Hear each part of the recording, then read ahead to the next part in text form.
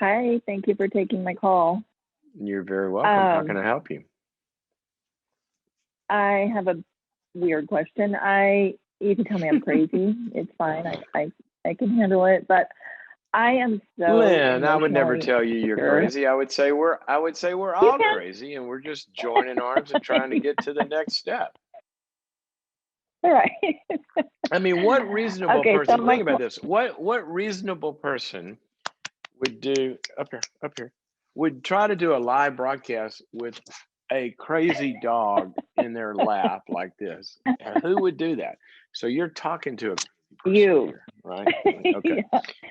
All right. You So and tell Finley are tell both crazy, and I'm right there with we you. are we are. So how can I help you? Okay, so I am emotionally insecure. I don't know if I want to say insecure or vulnerable or but everything in my life, it just seems like if someone looks at me crossways, I want to cry. And I want to get a grip on my emotions so I can start thriving instead of crumbling. Hmm. That's a good So, goal.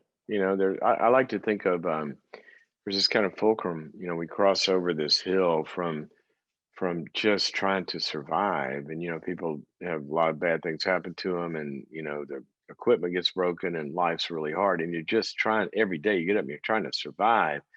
The goal is to strengthen yourself to where you can then get on the other side of the hill where we're looking at from surviving to thriving. And that's, you put that right. well. So when you say that you are emotionally, you said insecure and a lot of emotional sensitivity, what are you insecure about? What are you sensitive about? Are you to Well, to being I, put down or rejected, or the yes, world's going to fall yep. apart, or what's going on? Um, it's more about people not liking me. I don't know if it's a fear or if it's just my nature of being sensitive or highly critical of myself, but it's like it's a self-fulfilling prophecy when my husband walks in the door and he doesn't notice I did my hair, and then I start getting, start falling apart. Like, you don't even care I did my hair, or if I go out with my friends and they Oh talk more about them than no. me. It's like every aspect of everything feels like everything's working against me, and then I start to become emotionally down, like I'm not Yeah. good enough. Yeah. And it's all about this. It's mainly in kind of this approval arena. Do people approve of you? It is. Yep. Okay. Well, That's very important to me, and it's not happening. here's the good news. Here's the good news. As illnesses Okay. go, that's one of the least serious ones. Okay. Isn't that good It's news? an illness. Well, not that it's Well, an illness. I'm using a metaphor here, okay? It's sort of like, Oh, if okay. if you think of all sorts of illnesses, right? So, um, there's cancer, and there's really really serious stuff that is really difficult to deal with, all the way up to we get to you know where we got a stomach bug or something. And so I'm Right. just Hmm. saying that whether or not people approve of us, that is, and here's why say that, that's a later developmental need. So if you take a child, for example, there are really basic things like, do they have secure attachments? You know, are they lovable? Yeah. Forget about approving. They're just, can they invest emotionally, and then you learn. Then the next thing is you kind of get a sense of your boundaries, and then after that, and it goes up the food chain here to where then we're worrying about our performance. And so Right. basically, that can, I mean, a stomach bug can put you on your butt for 3 days. I'm not saying that this doesn't hurt. I'm just saying the good news is that you have a lot of capacities and strengths that are going to help you, uh, to overcome this. So you hit the nail on the head in one way, and that is that you realize that this starts with your self-critical voices, right? So they're already Mm. telling you you're not good enough. Nobody likes you. Everybody's going to reject you. They're already telling you that. You don't need Yeah, another person to be rejected in the room, right? You can do it yourself. So exactly. then Yeah, your husband or a friend walks in, and so you're going to it's sort of like a translating program. We have software, somebody speaks English into it and it translates it. So the way your hmm brain works is somebody does something like looks the other way, or has doesn't look happy, or they don't look at you immediately, or whatever, and your brain translates that into something about you. exactly. So Yeah, exactly. who who installed that software in your head? My parents, 100%. Okay, My parents. tell me. Both of them? Yep, yep. Kind of high degree of criticism? Well, I caught my dad in an affair, and I told my mom, and my mom told my dad told me I, whatted up, and my mom basically let me hear that for the rest of their marriage. Your That dad told you you know, what? What did he say to you? well, I'm not going to say it on the air, but he said I effed up for telling my mom that he was having an affair, Oh, and they okay. stayed Well, married. and so Uh, your mom was mad at you for That was my telling mom. her? Yeah, and my dad was mad too, and any marital problems they had were my fault because he had this affair and it caused the strife. And Okay. so, I mean, How I'm old 50 were some years you? old and still How old were you when this happened? 13. 13. Okay. So I would I would bet, now you answer this for me or not. I would bet if you took that event out of the equation, okay, and that's a big event, but I bet if you That's a took big that one. event out of the question, that just the relationship with either him or her or both of them, was that kind of like a lot of disapproval or criticism, or you know Definitely. Yes, okay, so see, absolutely. Yeah, whoops, I almost lost something there. um that that is much more powerful, because that's the daily messages that you're internalizing. See, and this is going to become really important to your healing, that same. when we are when we're kids, the cement is still wet, right? So every Hmm interaction, people are writing their names in the cement, they're writing messages in the cement, and then that starts to form, and then we've got this software in our heads. What was once on the outside becomes inside. The messages we heard outside live in our heads. And so when you're hmm that happens in the context of relationship. And so in this relationship where, you don't ever really feel okay, safe, good enough, and what's always at play is the question, am I good enough? You're always asking that. Then your system learns to stay activated all the time to try to answer that question. Am I good enough? Are they happy with me? Is this okay? Are they going to be? And so when it's activated to answer that question, we call that hypervigilance. Then it's scanning the environment for cues to answer the question. So is somebody smile at me? Do they like my Mm, dress? Does he notice? So you have this kind of right. activating radar scanner. It's like a police scanner, or like a, whatever, equipment that you're looking for. It's sort of like your cell phone. You turn it on, it says searching for a connection. Well, you're searching for always an answer to, am I good enough or not? All right. Right. So great. What do you do with that? Well, here's the good news. Right. The good news is, in the same way that that got laid down and carved into your head, that's the same way that it gets healed. And see, what people do is they try to stay in their head and do all this kind of self-help stuff along the way. And, I'll put little stickers up on the mirror and say, I am special and all that. But all of that stuff is still hmm wired deeply into the emotional system of the person, which by and large, at its core, is relational. So here's what I would Hmm. want you to do. I would want. Have you ever been in any good, significant, depth-oriented therapy? I really haven't. I really Okay. haven't. All right. Have you ever been? Excuse me, while I move the camera here a little bit. Have you ever been in a good, long-term, small group with the same people, and they're all loving and accepting, and you guys really process your failures and your hurts and your wounds and all of that together? Again, no. Okay. I All think I right. need So that. I think you need that, Lynn. And so, see, I got a Yeah. big message. I got a big message for you here.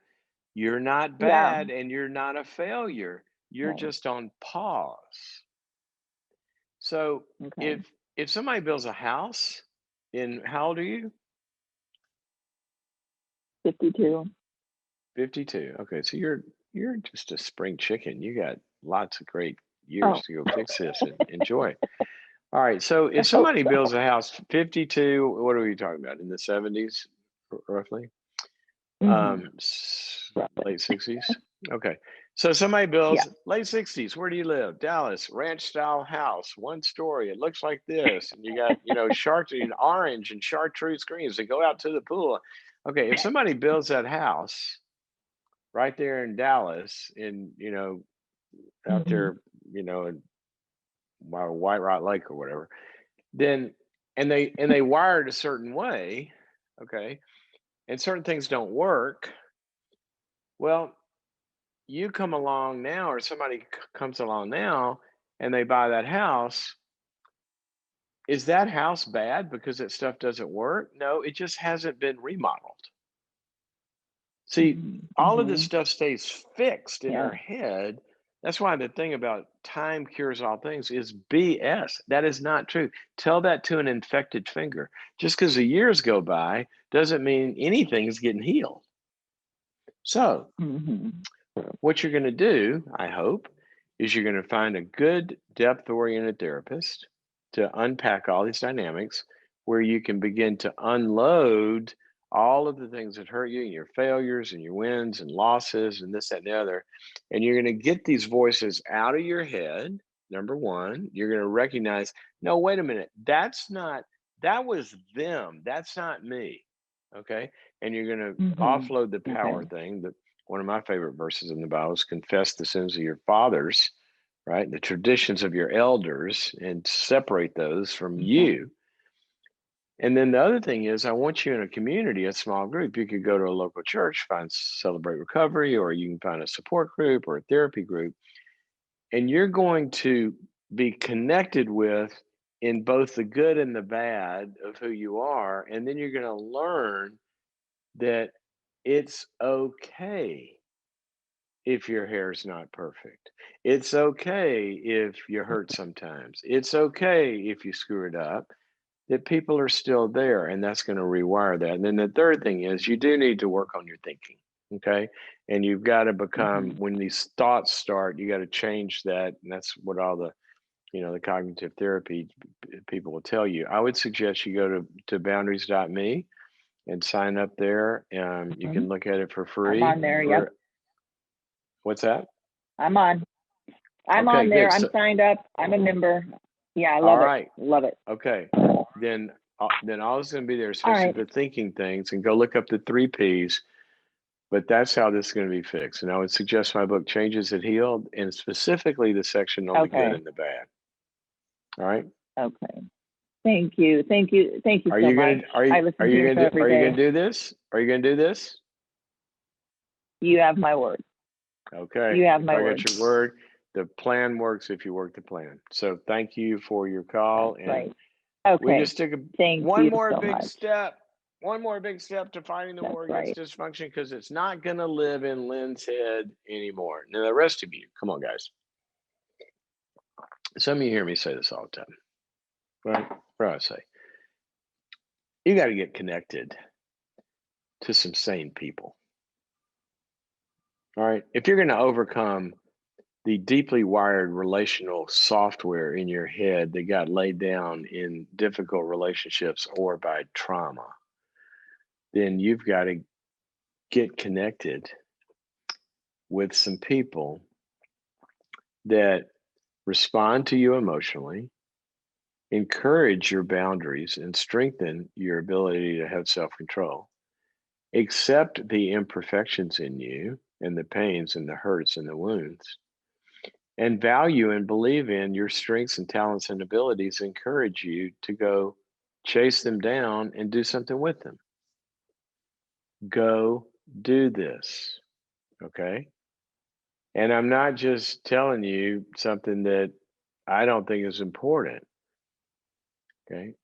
I have, when I first learned all of this decades and decades ago, I have always, always, always, there may be a little window of time here and there. I can think of a little window, a few years maybe. But since I was in my 20s, I have always, always, always had those elements going in my life and investing time and energy and money into them. Okay. As part of my training, okay, as a psychologist, two things were required for us. One was individual therapy, okay, and the other was group therapy. All right. And so when I got in those in training, and I'd already done that when I got depressed in college, but I got into them in training. And at that point, because I wasn't just trying to survive, I was trying to grow, I learned, wait a minute, this isn't something you do when you're just trying to survive. This is a growth path. And I learned the value of deep one-on-one healing interactions and growth interactions, which, then I added, coaches and mentors and stuff like that. And then also the group piece. And, Tori and I shared with you when she was on the program that the two of us, we've been in the same couples group for now, I would guess it's going on about 16, 17 years with the same couples. And that, if you try to do it weekly, it doesn't always work out that way, but maybe at least every other week, that group is together. And in between together, if somebody's hurting or something, you're going to know it on the group chat. And see that kind of connectedness in our lives, and then finding mentors that walk us through failure. And I've had business mentors that do the same thing. Look, I'm saying all this to say, when I talk to you about this stuff, first of all, I'm telling you the science of it. Everything about what I'm telling you is the absolute evidence-based truth. That this is the way that people get better, and this is the way the highest achievers in the world work. They don't do it alone, and they don't do it without help. I wrote a book called The Power of the Other, meaning everything that's ever accomplished, part of the way that happens is the other people that build into you what you need to do to accomplish it. If you go to that book, I should walk in my study right now and just get a copy. I list like these incredibly high performers in every area of life, whether it's business like Warren Buffett, or Bill Gates, or whether it's in sports, like any of the great quarterbacks or golfers like Tiger Woods, or all these areas of life.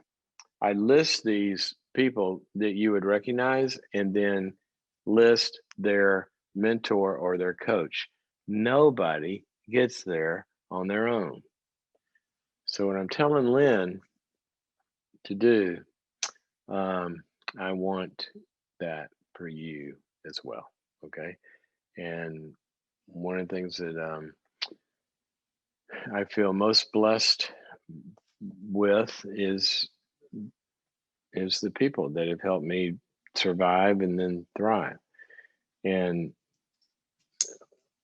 that's the biggest asset we have.